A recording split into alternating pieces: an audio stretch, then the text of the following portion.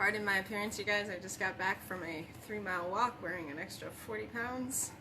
It's a lot harder than it sounds. Anyway, you guys, today I wanted to talk to you about flipping the perception back in, okay? Turning inward, not outward. All right, this is super, super, super important because a lot of times people ask me, Cindy, how do I transcend that veil? Cindy, how do I see like you see? Cindy, how do I blah, blah, blah, blah?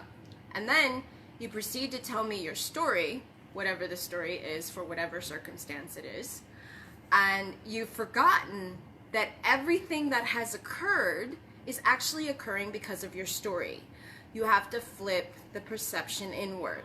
So today what I want to do is remind you that creation is an eternal process, okay? Eternal. You are working with a blank canvas. Everyone is seeing the same thing, but the only thing, all of it's illusion, none of it is real, okay? However, we are here to interactively learn through our experience. And so the problem with this is since it's a blank canvas and we forget, it is real easy to forget that we are looking at ourselves in the mirror. That when we judge something, we're not judging another human being, we are judging our perception and our perception alone. That's it. There's nothing else, like nothing else, except your story made real. And so a lot of the times you will hear me or see me write, the world is nothing but a confession of your character, right? That is because your story makes all the people appear outside of you, just so you can see yourself, okay? So then the issue is, really, it begins when you separate yourself, as in there's a me and then there's a them, because neither of those things are real, okay? There's a you, I guess, to a certain degree, okay? And it doesn't exist in this body, okay? The you that cannot be separated is all of these things at once. And the only thing you are seeing is your story made real, your expectations, your judgment, whatever. So as long as you hold some kind of judgment, you will see that. And the problem with that is, because we get to give meaning to everything, is you go down with the ship. So, like, I don't know, for example, we have a problem with the president. I always use this example.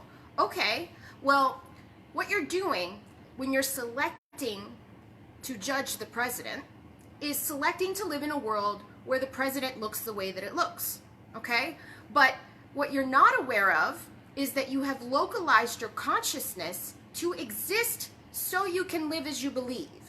There are other worlds where the president is this amazing man that's whatever, or there's worlds where the president is, I don't know, like Hitler, okay? There's all kinds of possibilities. They are all existing at once. What you guys do when you work with this blank canvas is localize your judgment, your consciousness, so that you can see what you believe, okay? And we have been doing this our entire lives. It has become so interwoven into what we see that it's subtle. And we believe that that solid stuff out there is real, but it's not. It's not. The truth is, if everything is illusion and you get to be right, then really the only thing you're seeing is what you give meaning to. That is Genesis, the eternal process of creation. You get to name everything. Okay? It's very important to understand that's what you're doing at all times. That's it and that's all. So when I ask you guys to flip your perception, I'm asking you to flip it back and understand that in every single moment, the only thing that you have seen is what you believe to be real. And it's not what happened that is important, okay? What's important is what do you do next, because you are standing there for that very specific reason, to adjust your perception. That's it. That's it. That's all. Okay? And so it's this is how you have this eternal life, how you can experience yourself, how you can enjoy your experience, and how you can turn it around. You do not have to live in a world in which you don't like, as long as you remember that the only thing you are seeing is what you think and hear. And if at any point in time you're confused, you can look at your neighbor, or you can look at the world outside, and it will tell you what you believe. And then it's up to you to work with that blank canvas. But you are an eternal being. An eternal being. You hold every possibility within you. Just because we don't exist in the world where Trump didn't win or something like that, that doesn't mean that world doesn't exist out there where Trump did win, for example. Do you understand what I'm trying to tell you? Meaning that you chose to localize yourself in a world where he didn't win, so he didn't. That's it. The other possibilities exist. God's ideas are whole. Creation is finished. There's nothing left to do except localize your consciousness into wherever you want to go. You are moving in mind. If you understand Neville Goddard, you know that everything is mental, and the only thing you're doing is moving in mind. So when you see something that you don't like, whatever the case may be, okay, if it shows up in front of you, this is straight out of the Gospel of Thomas. If it shows up in front of you, it is for you to heal, because you're the one that believed it existed in the first place, and therefore you are the one who has to remember it is God and can change and do something about it. Otherwise, it wouldn't be with you. Okay? So remember these things. Flip that perception inward whenever you're tempted. It is so tempting, you guys. It's really tempting, okay? To judge something is not you. So tempting. It's so tempting to say that country over there does those horrible things, okay? It's so tempting to say something like that, all right? Just as an example, all right? But remember that the only reason you're seeing it is because you believe that to be real, and therefore that's why you are there. So what are you going to do about it? Do you remember who you are, or don't you? Are you going to enjoy the experience? You're going to judge the experience. Will you go down with the ship? Because that's what it means to judge something and die there. That's what it means. You get to live as you believe. In a world where everything is illusion and everything is make-believe, and you're always right, then it's important to, I want to say, see the best in everybody, because that possibility exists within you, and it is up to you to project that instead. That's it. There's so much to this world. If we just understood that, all suffering ends. All suffering ends. All illusions ends. All wars ends. No enemies within. If someone comes in and they have an argument with you, understand you are arguing with yourself, and they are doing you the extreme favor of showing you what needs healing inside of you. Otherwise, you wouldn't be seeing it. Okay? So, what is that saying in the Gospel of Thomas? It's, as you go about the countryside, eat what, what is it? You eat what is served. I'll remember it right now I'm not. I'm just getting past my workout here. But you eat what is served means that you heal those sick among you, okay? And so you eat what is served means you listen to what people are saying, and you heal the sick among you because it is your perception you are seeing. So there is no sick among you. You only have but to heal from the vast experience that you have within here, okay? You have every possibility available to you. What are you going to do about it, okay? But so long as you separate yourself from the world, as long as you don't accept that you are one with everything at all times, and you don't understand that all of these things exist, and that you really are there just for the experience, then you're going to suffer, okay? And that is by design. God's design is very, very, very simple. The eternal mind is confined to where it localizes itself to understand the consequence of its judgment. And that's it. So you guys choose to experience everything. It's very different from saying, oh, I just randomly got cancer. No, you chose to experience this, because how else are you going to prove the law works? How else are you going to prove it? Or, you know, I was a victim of racism. Okay. Where in you do you hold that belief in order for you to experience that? And what are you going to do about it? Are you going to fall into victim mode? Are you going to forget that you're playing this interactive game and the illusion for the experience and for the wisdom and for your evolution? Or are you going to remember that you must heal your perception and that that person that did that to you had to teach you that so that you can heal it in yourself? Because everything serves you. Everything serves you. Everything is for you. Nothing is against you. You just have to understand what it is you're seeing. And what happens when we don't understand what it is we're seeing is that we freeze time. We freeze it so that we can see our illusion made real. That's it. That's it. So if you guys can remember this, it changes your entire life, because you have absolutely nothing to fear if you know that everything is possible.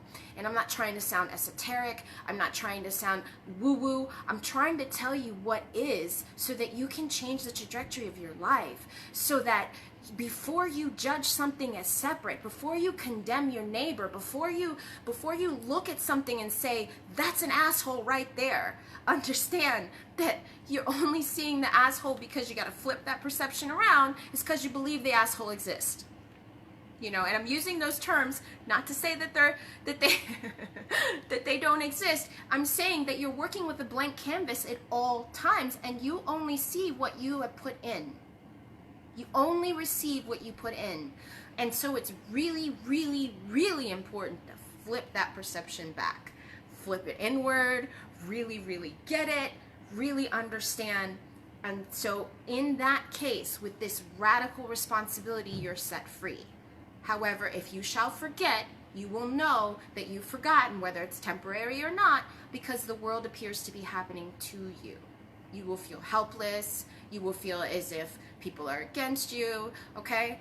Or you can remember that it is all your creation, and you become what I call unfuckwithable, right? And people can get mad and people can argue, but you're just like, oh yeah, remember when you used to think like that? Because you're really just looking at your consciousness on display.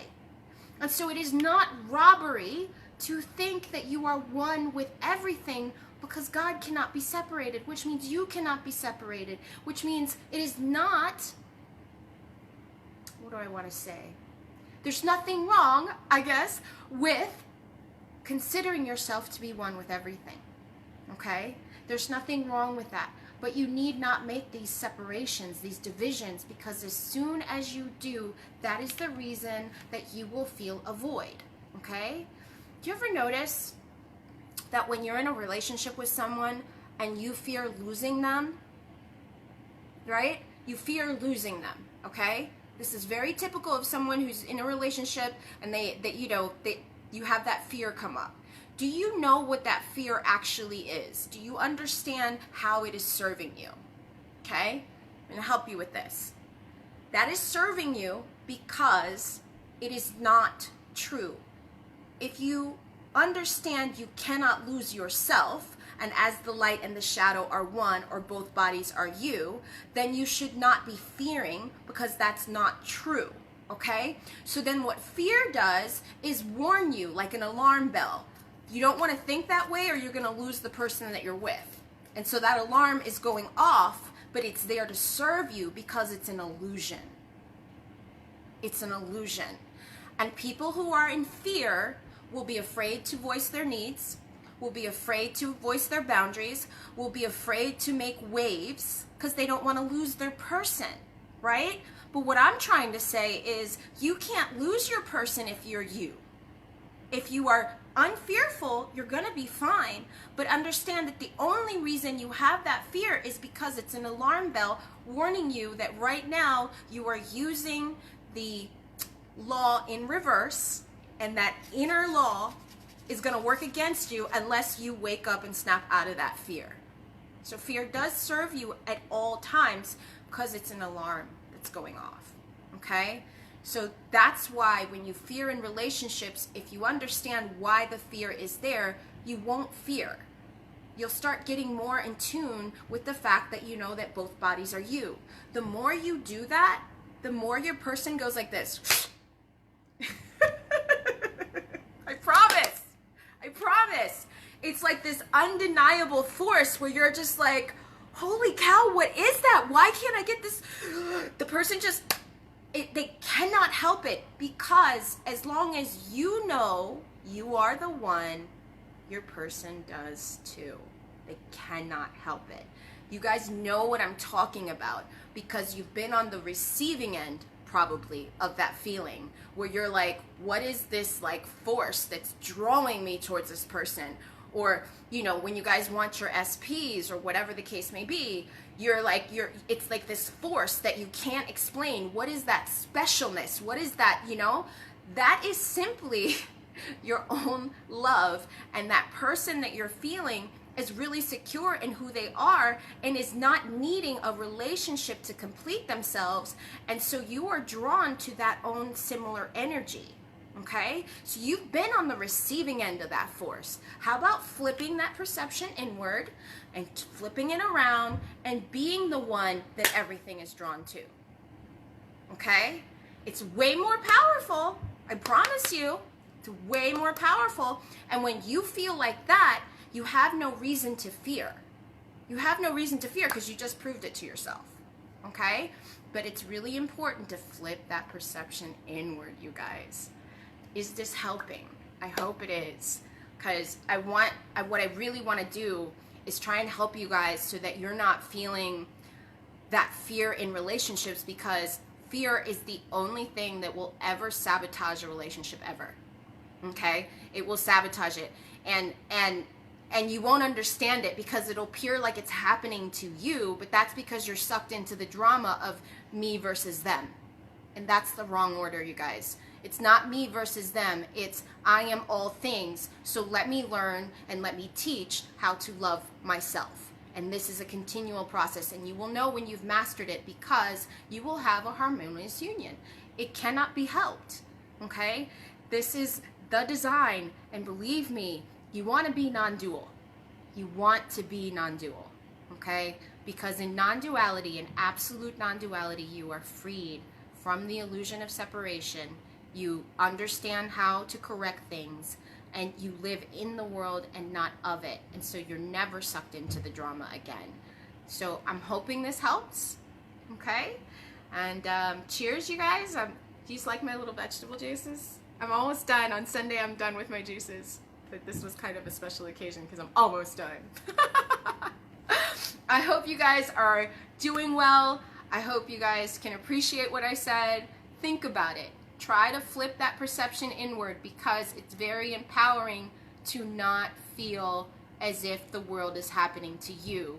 It's a very different vibe when you feel as if you are happening to it. Okay? Much more empowering. And of course, I gave you the secret sauce in relationships too. Okay? Remember not to fear. Remember to know you're the one, and watch your partner just be sucked in by that force. If you know what it's like to be on the receiving end, now it's time to flip that perception the other way around. Okay? All right, you guys. Love you. Hope this helps. And cheers. See you soon.